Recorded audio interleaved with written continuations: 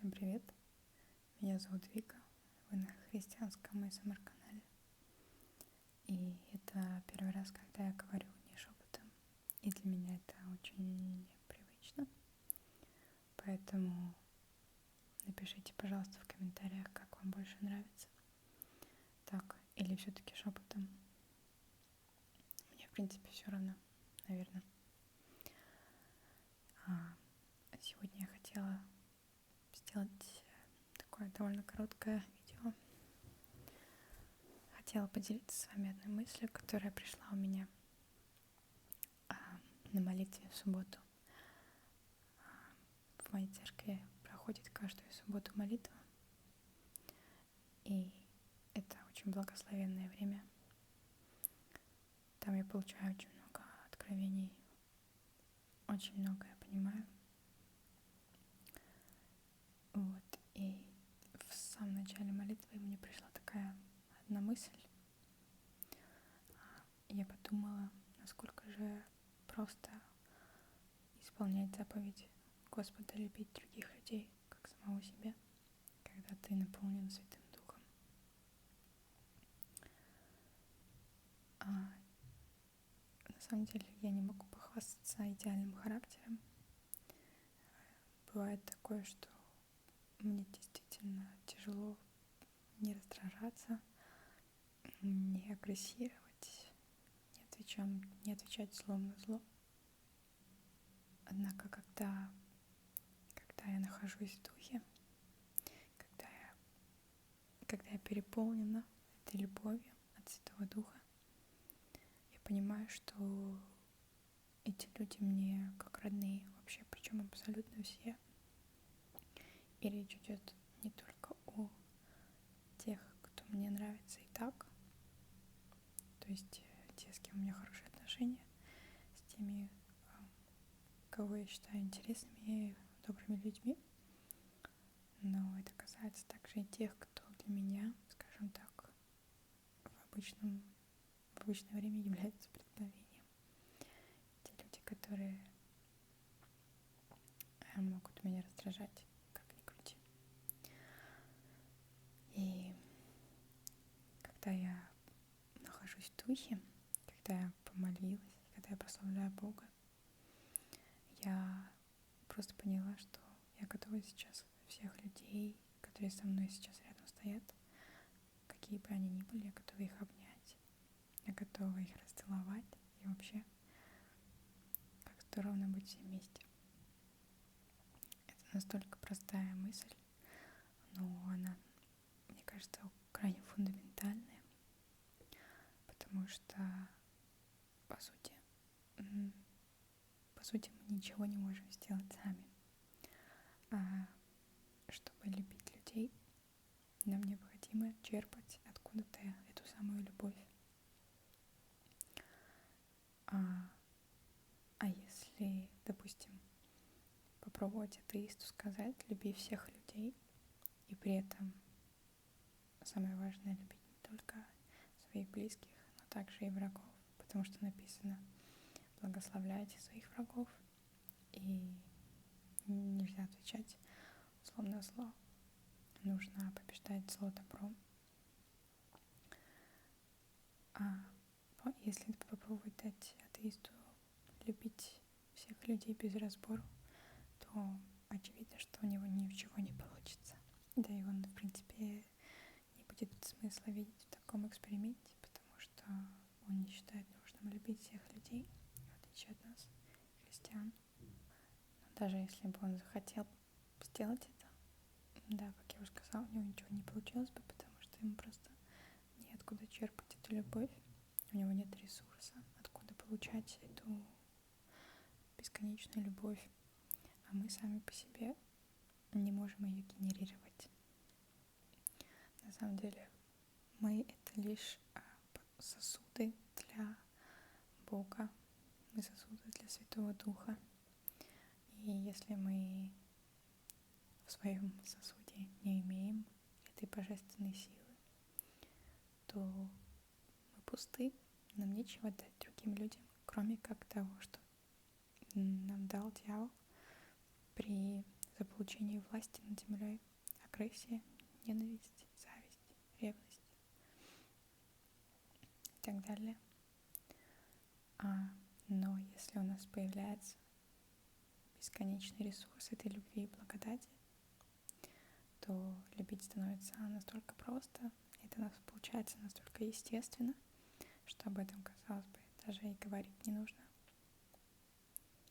Потому что это как будто бы твое естественное поведение. И мне кажется, что когда люди пытаются соблюдать эту заповедь Бога, любить Бога и любить других людей, как самого себя, многие христиане забывают, что это мы должны делать совершенно не своими силами, не своими усилиями. Потому что, как мы, наверное, все понимаем, атеистам невозможно любить иногда даже своих близких, не говоря уже о своих врагах. Мы сможем выполнить эту заповедь только в том случае, если у нас будет общение с Богом, если Бог наполнит наши сердца, наполнит наш разум. И только в таком случае мы сможем передавать эту любовь другим. Как я уже сказала, мы не генерируем эту любовь, но мы можем ее только передать свыше. То есть мы как бы получаем свыше вместе со Святым Духом внутри нас, и только потом мы сможем ее передать другим людям. Именно поэтому самое важное в становлении правильным христианином — это в первую очередь общение со Святым Духом, живое общение, когда мы узнаем его характер, мы узнаем, какой Бог на самом деле. То есть Святой Дух — это настоящая личность. И когда ты узнаешь эту личность, у вас есть живое общение, отношения, тогда его сила переполняет тебя, и ты просто уже не можешь держать ее внутри себя, потому что ее настолько много, что тебя прям распирает от нее. Это благодать, ты больше не можешь ее сдерживать. Вот только таким образом мы можем любить своих врагов. Я тоже думала насчет этого стиха, что благословляйте своих врагов, потому что какая вам награда за то, что вы любите своих родных, друзей. Но если мы любим своих врагов и благословляем их, то мы получим награду на небесах. И вы знаете, конечно же, учитывая все события, которые происходят сейчас, это как никогда актуально. Но как бы это ни звучало, но война в Украине идет ни в какие рамки с тем, что было до этого во Второй мировой войне. Я слышала такие истории, когда пленница концлагеря была под постоянными пытками. Мы все знаем, что происходило в концлагерях. И ее постоянно избивали, морили голодом и так далее. И все это делал один человек, один начальник. А эта женщина вышла из концлагеря, и она была христианкой. И через несколько лет к ней в церковь приходит этот самый начальник, который издевался над ней и над всеми другими. И он покаялся. Он сказал, что я понял, что это все была большая ошибка. Я покаялся, я верю в Иисуса Христа. Сможете ли вы пожать мне руку? Спросил он. И она тогда ответила, она про себя подумала, что никогда, я не смогу тебя простить никогда. Но совершенно неожиданно для себя она сказала вслух: да, я смогу. И она взяла и пожала ему руку. И с того момента она его простила. И, о чем тут говорить? Очевидно, что такое не было бы возможно, если бы не сверхъестественная составляющая в нас. Как можно себе представить, что жертва Холокоста простит своего начальника, того, кто издевался над ней много лет? Конечно же, это очевидно, что это невозможно. Да и к тому же многие неверующие, к сожалению, многие верующие считают, что это и не нужно, что у той пленной были все основания держать на него зло всю жизнь и никогда его не прощать. Но проблема в том, что это причиняет боль только женщине самой. Если бы она его не простила, то она бы навсегда осталась раненой. И, в принципе, я думаю, что даже этому человеку, который издевался над ней, не было бы так плохо, как ей самой от ее непрощения. Поэтому прощать своих врагов надо всегда, и как можно быстрее, потому что написано: прощайте друг друга, как и я простил вас. Мы должны это делать, потому что мы последователи Христа, но это невозможно сделать без Его помощи. Поэтому, знаете, если вам нужно кого-то простить, вам не нужно полагаться на свои усилия, чтобы вы не хвалились потом этим, что вы сами умудрились простить человека, который вам столько плохого сделал. Именно поэтому Господь все так классно сделал, что мы, в принципе, ничего сами и не преодолеваем.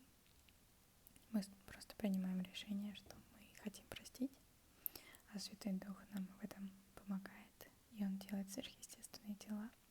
Он дает сверхъестественный мир и любовь к людям, самым жестоким людям. И это делает нас свободными и счастливыми, потому что в этом заключается любовь Иисуса. Он умер на кресте за всех тех, кто издевался над Ним. Его избивали железными плетками, и на нем не было ни одного живого места. Ему в ноги и руки забивали гвозди, и он висел на собственных руках, ногах на кресте. И он умирал мучительной, долгой смертью. И он умирал не за праведников, а он умирал за самых страшных грешников. Он умирал даже за тех, кто еще не родился. И он прекрасно осознавал, какие грехи будут совершаться. Это просто страшно представить, какие грехи в мире совершаются, что люди делают с друг другом. И он все это осознал, он все это принял в себя, и он простил нас всех. Что бы мы ни сделали, он нас простил и любил больше своей жизни. Поэтому мы просто обязаны прощать других, потому что по сравнению с тем, что он сделал для нас, по сравнению с тем, что он нам простил, это плевое дело нам простить всех остальных.